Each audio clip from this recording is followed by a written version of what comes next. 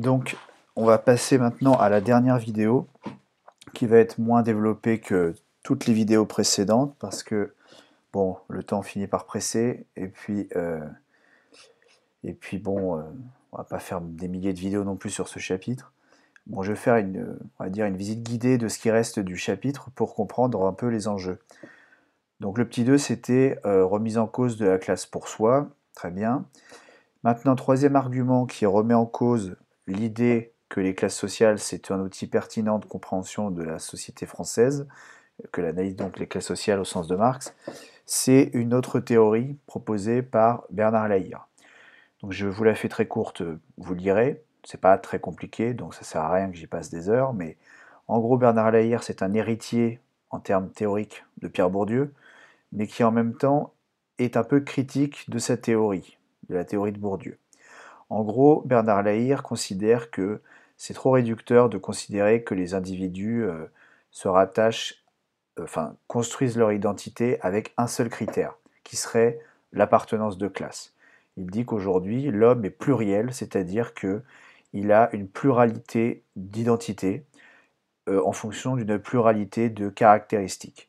L'être humain appartient à plusieurs cercles, et en fonction de ces différents cercles, eh bien, il a une identité qui peut être tout à fait complexe, qui serait voilà, comme comment dire, qui se déplierait en plusieurs petites identités qui formeraient un tout original. Donc je vous laisserai dire ça, mais ça constitue un critère, enfin un argument pour critiquer l'analyse de Marx, qui est une analyse quand même assez simpliste, qui consiste à dire que le seul critère pertinent, c'est la place dans les rapports sociaux de production, et puis le reste n'est que littérature, ça ne sert à rien. Le vrai critère, c'est uniquement celui-là. Pour l'AIR, il y a quand même d'autres critères. Si on veut saisir la complexité de l'individu, il faut comprendre qu'il appartient à différents cercles et que son identité est plurielle. Voilà, vous regarderez ça. Donc l'exemple et tout ça. Bon, ensuite, une remarque. Je vous ai dit à un moment donné dans une autre vidéo que je parlerai du conflit générationnel. Bon, en vrai, c'est un peu loin dans le sujet, c'est pas si utile que ça, mais ça existe, hein. Un autre critère pour, euh, pour casser l'analyse de Marx, c'est de considérer que la lutte ne serait pas une lutte des classes, mais une lutte des générations. Que ce seraient les vieux que les jeunes seraient en lutte contre les vieux. Parce que voilà, bah, les vieux, ce seraient c'est les boomers, hein, c'est ceux qui auraient connu les Trente Glorieuses, qui ont accédé à la propriété, qui ont une retraite à taux plein, qui n'ont pas connu le chômage, et qui maintenant votent à droite. Voilà.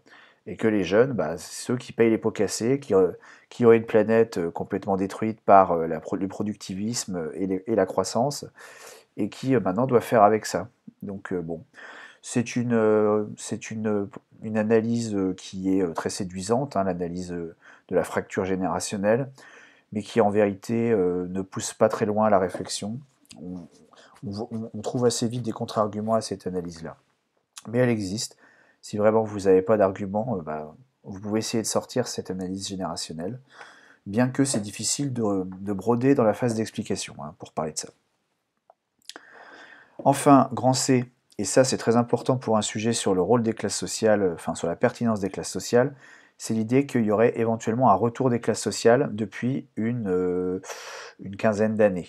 Quinzaine, voire pourquoi pas même vingtaine d'années, que finalement l'âge d'or de la moyennisation c'est les années 80 et 90, et que dès le début des années 2000, on commence déjà, hein, certains sociologues commencent déjà à reparler des classes sociales, à parler d'un retour des classes sociales. Donc ça voudrait dire que du coup, Marx redevient pertinent pour expliquer ce qui se passe dans la société française. Donc pareil, je ne vais pas parler des heures, hein, puisque vous allez commencer à comprendre qu'on se répète un peu.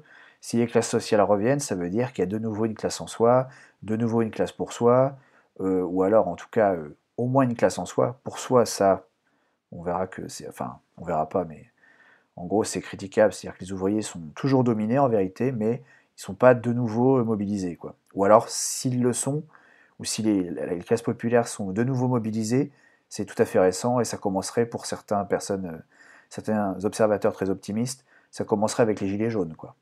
Il y en a qui y vont clairement et disent, voilà, le retour des classes sociales, c'est en fait les gilets jaunes. Donc évidemment, ça date de l'année dernière ou de cette année encore. Donc bon, il n'y a pas de littérature sociologique très aboutie sur le sujet, mais Dans les débats, ça revient très régulièrement. Les analyses de classe, on les entend dans les discours des Gilets jaunes. C'est très nouveau. Donc, il y a peut-être un retour des classes sociales, des classes pour soi, depuis les Gilets jaunes. Voilà, de manière plus académique, hein, pourquoi est-ce qu'on est fondé à dire qu'il y aura un retour des classes sociales? Bah, parce que la moyennisation se serait interrompue, c'est-à-dire qu'en gros, on serait sur un phénomène inverse. On a de nouveau une ouverture de l'éventail des inégalités. Rappelez-vous, hein, quand les inégalités se réduisent, c'est la moyennisation, mais si elles s'écartent, ces inégalités, alors on a affaire à une polarisation. Donc on serait de nouveau dans une phase de polarisation de la société, où il y aurait une nouvelle pauvreté qui se crée, et un accroissement des inégalités, parce que certaines catégories de la population gagneraient beaucoup plus d'argent qu'avant. Donc ce qui accentue les écarts de richesse. Bon, vous lirez ça, hein, on l'évalue de différentes façons, hein, sur cet accroissement des inégalités, avec le coefficient de Gini qu'on a déjà vu, les inégalités de patrimoine, le rapport interdécile.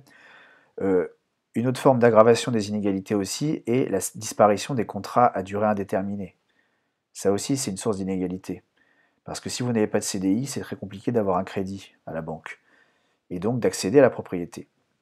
Donc l'expansion des emplois atypiques peut être considérée comme un phénomène contraire à la moyennisation, mais au contraire un redéploiement d'une polarisation.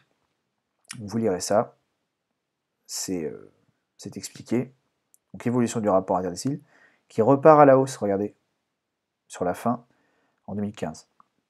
Là, vous avez un grand encadré qui est un rappel méthodologique, qui n'est pas en rapport direct avec le cours, mais il faudra le réviser pour le bac, parce que voilà, vous devez savoir ça, donc ça c'est du cours, sur c'est quoi le niveau de vie. Ensuite, et pour terminer vraiment ce chapitre qui est très long, mais qui est très intéressant, dernier point que je commente brièvement, l'idée que les classes sociales n'ont pas complètement disparu. En vérité, les classes sociales n'ont pas vraiment disparu. Le déclin des classes ouvrières, en vérité, peut être contesté. C'est ce que propose Olivier Schwartz, qui est un sociologue qui a observé les ouvriers. Olivier Schwartz considère que la classe ouvrière est toujours présente, qu'il y a toujours une culture ouvrière. On croit qu'elle a été absorbée par la culture de la classe moyenne, mais en fait, il existerait toujours des spécificités bien locales ouvrières, et que donc il y a une culture toujours ouvrière. Et ensuite, et ça c'est un peu, j'ai déjà parlé de ça dans la vidéo précédente, hein, il y a quelque chose dont on n'a pas beaucoup parlé dans tout le chapitre, et qui pourtant est évident, c'est que la classe bourgeoise, elle est toujours une classe sociale. Et depuis le début du chapitre, on parle que des ouvriers, parce que c'est un peu le cœur du sujet, mais en vérité, la bourgeoisie, c'est toujours une classe en soi, aussi bien au niveau des rapports, la position dans les rapports sociaux de production, aussi bien en matière de culture, en matière de pratique, en matière de valeurs, en matière d'opinion politique, en matière de localisation géographique, hein, les endroits où habite la bourgeoisie, voilà, c'est localisé. Donc il y a une classe sociale qui existe toujours et qui est une classe en soi et pour soi, c'est la classe bourgeoise. Elle est consciente de ses intérêts, elle est organisée, elle les défend et elle gagne. Elle gagne. Elle met en place des lois, elle met en place des réglementations, elle met en place des stratégies pour éviter justement que sa domination, que sa position dominante ne soit remise en question par les ouvriers. Donc ça, c'est quelque chose qu'il faut faire apparaître dans un tel sujet sur les classes sociales. C'est l'idée que s'il y a une classe sociale qui n'a pas disparu, c'est bien la classe bourgeoise. Donc vous lirez ce document qui parle de ça dans un exemple concret voilà, de mobilisation de la bourgeoisie contre la construction de logements sociaux. Voilà, donc bon, les réponses aux questions constituent du cours. J'en dis pas plus, vous le lirez. Bon, ici, vous avez une conclusion générale que je ne lis pas, que vous lirez également. Voilà, on a terminé avec ce chapitre. J'espère que ça vous a plu et que bah, eh bien, vous serez paré si jamais ce sujet tombe au bac ou un sujet connexe en EC1 sur les différences et points communs entre Marx et Weber, que vous mobiliserez Bourdieu et ainsi de suite parce que voilà, c'est des sujets qui méritent d'être abordés en profondeur. Voilà. À bientôt.